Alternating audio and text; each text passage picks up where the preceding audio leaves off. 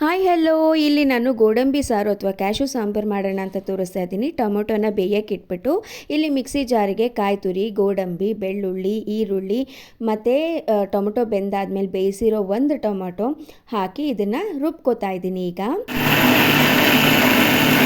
ರುಬ್ಕೊಂಡಿದ್ದಾದಮೇಲೆ ಆ ಟೊಮೊಟೊ ನಾವೇನು ಬೇಯಿಸಿರ್ತೀವಿ ಅದನ್ನು ನೀಟಾಗಿ ಸ್ಮ್ಯಾಶ್ ಮಾಡಿ ರುಬ್ಬಿರೋದನ್ನು ಆ ಟೊಮೊಟೊ ಸ್ಮ್ಯಾಶ್ ಮಾಡಿರ್ತೀವಿ ಅಲ್ಲ, ಅದಕ್ಕೆ ನಾವು ಮಿಕ್ಸ್ ಮಾಡಿ ಚೆನ್ನಾಗಿ ನೀಟಾಗಿ ಒಂದ್ಸಲ ಕೈ ಆಡಬೇಕು. ಕೈ ಆಡಾದಮೇಲೆ ಅದೊಂದು ಸ್ವಲ್ಪ ಕುದಿ ಬರುತ್ತೆ ಅಲ್ಲ, ಆವಾಗ ಸ್ಪೈಸಸ್ ಎಲ್ಲ ಆ್ಯಡ್ ಮಾಡಿ. ಏನು ಸ್ಪೈಸಸ್ಸು ಅನ್ನೋದನ್ನು ನಾನು ನನ್ನ ವೀಡಿಯೋದಲ್ಲಿ ಹಾಕಿದ್ದೀನಿ. ಮತ್ತು ಅದ್ರ ಜೊತೆಗೆ ತುಪ್ಪದ ಒಗ್ಗರಣೆ ಕೊಟ್ಟಾಗಂತೂ ಏನು ಸೂಪರಾಗಿರುತ್ತೆ. ನೀವು ಒಂದ್ಸಲ ಟ್ರೈ ಮಾಡಿಬಿಟ್ಟು ಹೇಗೆ ಬಂತು ಅಂತ ನನಗೆ ಕಮೆಂಟ್ ಮಾಡಿ ತಿಳಿಸಿ ಫ್ರೆಂಡ್ಸ್. ನಿಜವಲ್ಲೂ ತುಂಬಾ ಚೆನ್ನಾಗಿರುತ್ತೆ.